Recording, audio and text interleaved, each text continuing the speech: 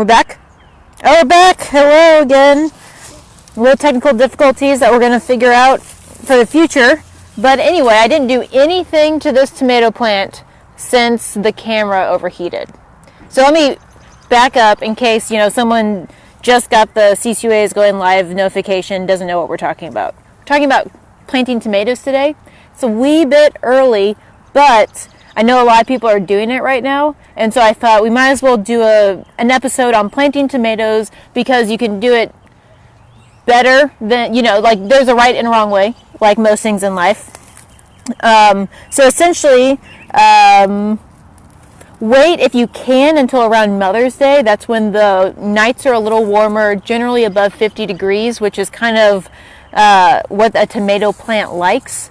But if you can't, like the sunshine's just calling you, get out there and plant your tomatoes, you have the information. So we planted this one, and we're going to do another demonstration of how to do another one. So we're going to catch you up to speed right now. So this one is planted. I smooshed the topsoil back around the plant. So now tomato plants get pretty big. So I'm going to space it approximately 2 feet. My next hole about 2 feet away. So I'm going to scoot down just a little bit. Move all of the leaves that I use as mulch. Get some trash out of the way. Kind of give a wide avenue for the tomatoes I'm going to plant, and then as they get bigger and stronger, I will put the leaf mulch back around them. Okay, so I'm going to. So this is about 2 feet right here. Here's a worm. Got lots of worms in our soil. So tomatoes, you can plant very deeply. So I'm going to dig maybe a surprisingly deep hole. It did rain a whole lot on Tuesday, so my garden soil is pretty wet.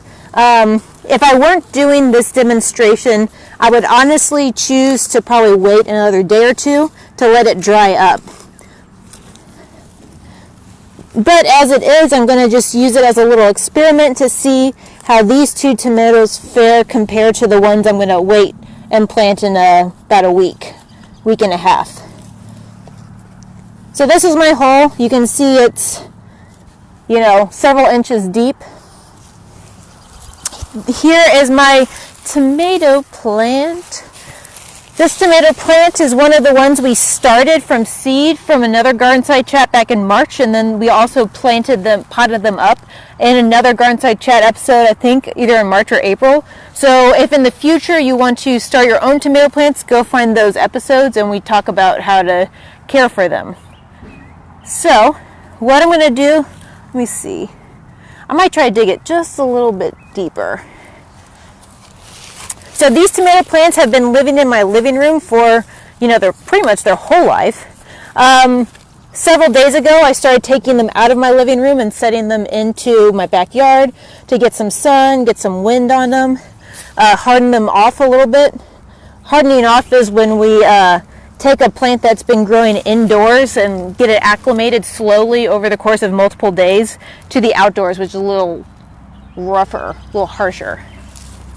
Okay, so my hole is several inches deep now, and actually it's a lot drier than that hole, so that must be just a little downhill, I guess. It is, I'd say it's roughly 6 to 8 inches deep. I want to plant most of this plant, or about half of this plant, underground. The reason why I want to plant it so deep is because tomatoes have these hairs on the stem.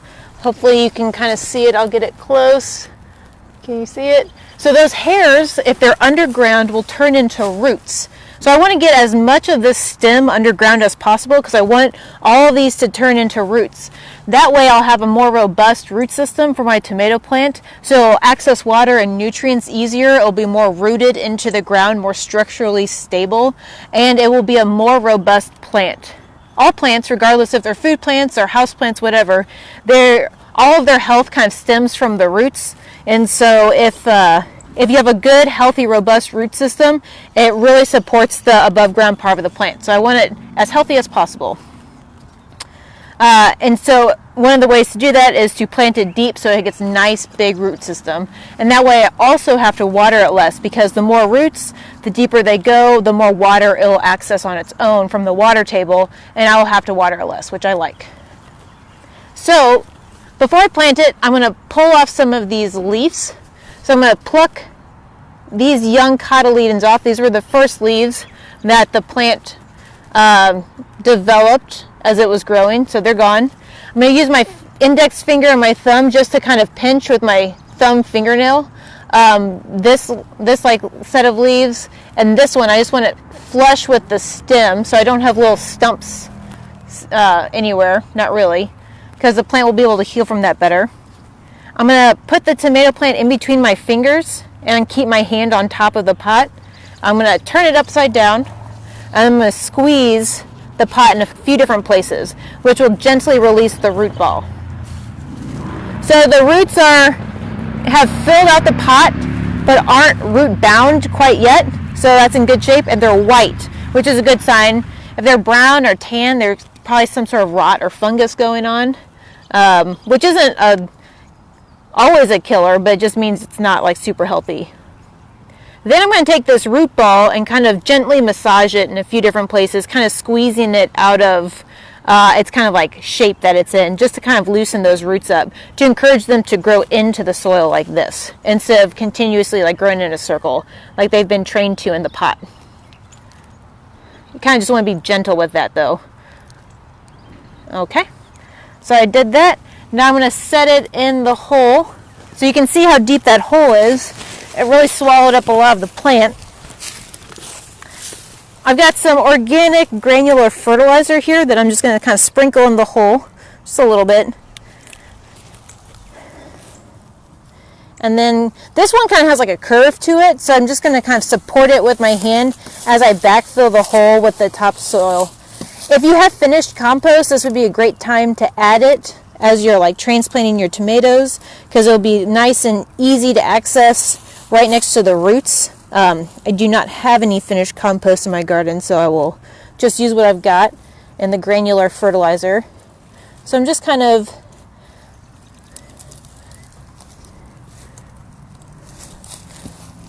bringing all the topsoil, or a lot of it, back around the plant, kind of gently but firmly pressing it back in. It is a little wet, like I said earlier. If I were just doing this for myself, I would probably wait a day or two, because it's pretty wet, but it will be fine. All right. So this plant, you can see it's kind of got its bend going back this way. It will correct itself and be fine. So that's kind of the brunt of the planting. I'm going to sprinkle a little more fertilizer around the plants.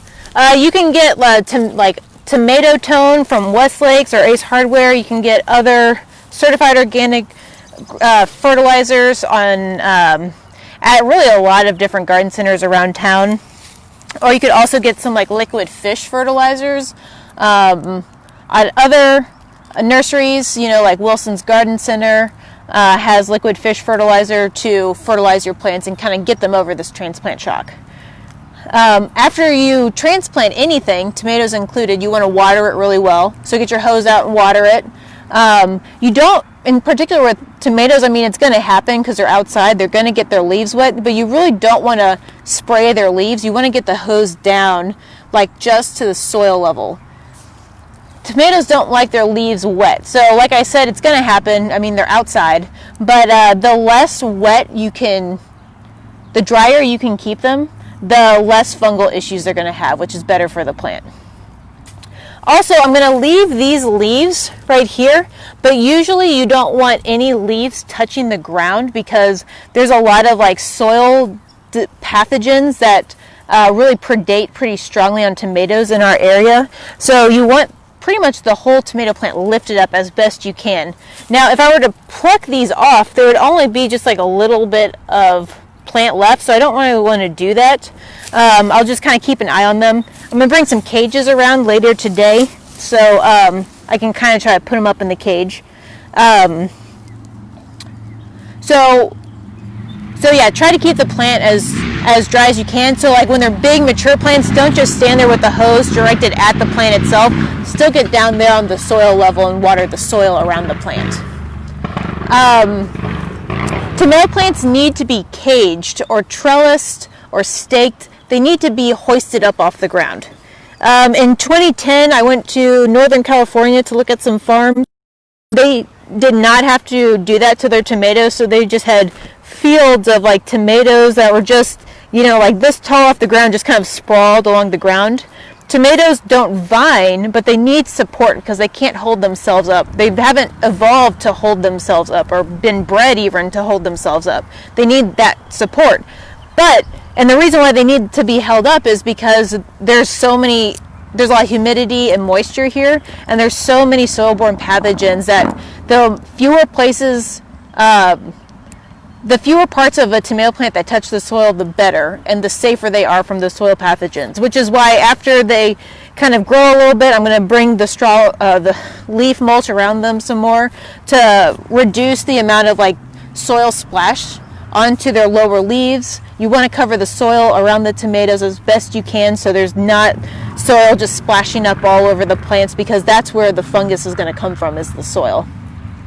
Now in Northern California, they didn't need to do that because it's a drier climate and they don't have those same soil-borne pathogens, so they don't need to trellis or cage their tomatoes in any way. But in Missouri, it's like almost imperative if you want tomatoes that you do that. I'm going to be honest, normally those tomato cages that you see in almost any hardware store or gardening center are generally not big enough. A healthy tomato plant is a gigantic plant. So they're just not strong enough. They're maybe strong enough for like a month or two, but the tomato's going to keep growing. There's a few different types of tomatoes.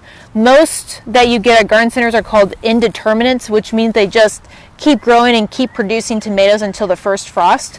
And so that means just like they're going to get taller every week and they grow really fast. So those tomato cages, they're going to outgrow that in a few weeks time, and then they're going to like drip over the side, and then it's going to tear the cage out of the ground because the plant is stronger than the cage, and then the plant's going to be just a mess, kind of laying on the ground with this wire cage around it.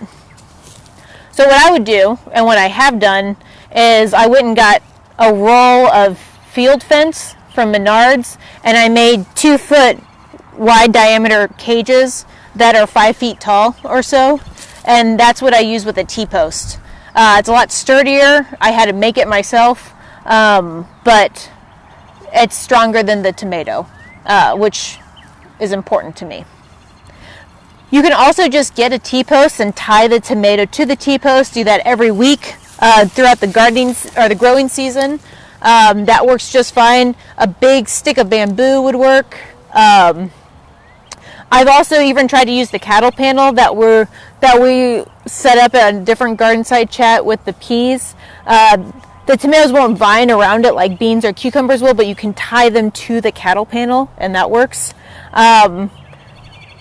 So just know that trellising, caging, or staking the tomatoes is one of the things you want to do immediately after you plant them, because they grow really fast. And then like I've done it so many times, I plant the tomatoes and then I'm like, well, I'll come back later and cage them, but inevitably I wait too long, and then it's just kind of this delicate dance of getting all of the tomato into the cage without ripping any of the leaves. So plant them, fertilize them, water them, and put the cage over them, and then you don't have to worry about it.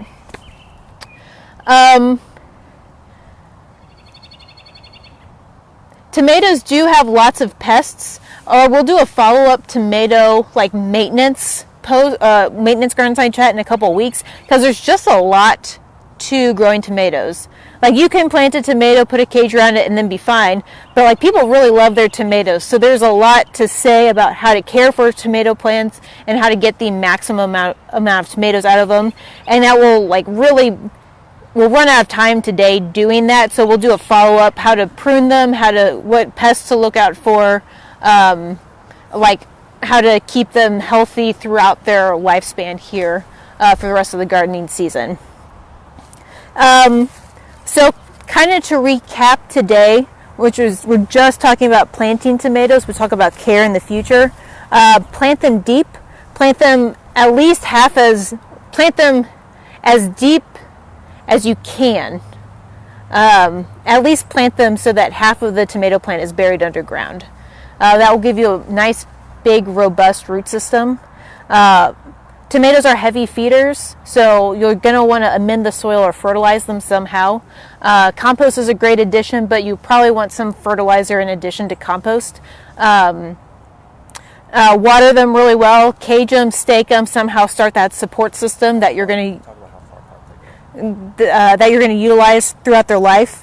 If you're planting a whole bunch of tomatoes, more than just one, tomatoes need to be planted 2 feet apart in a row.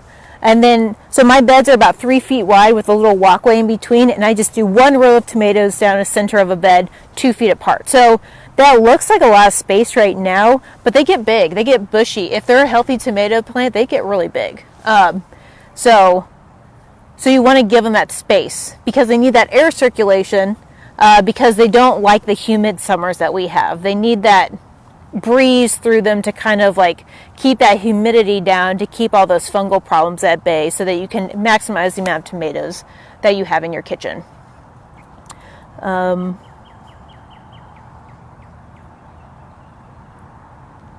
think that's it as far as planting tomatoes goes. Let us know if you have any questions about this procedure of how to get these tomatoes into your garden. But if you have any other comments or questions about gardening or other topics you'd like to see us cover, please let us know. We love to cover any topics people talk about or want to know about. So as always, thanks for joining us. Please like, plant, and subscribe to see more of our content, or visit our website, columbiaurbanag.org, to learn about our mission and all the programs we are doing in Columbia right now. And as always, happy gardening, and I'll see you around. Bye.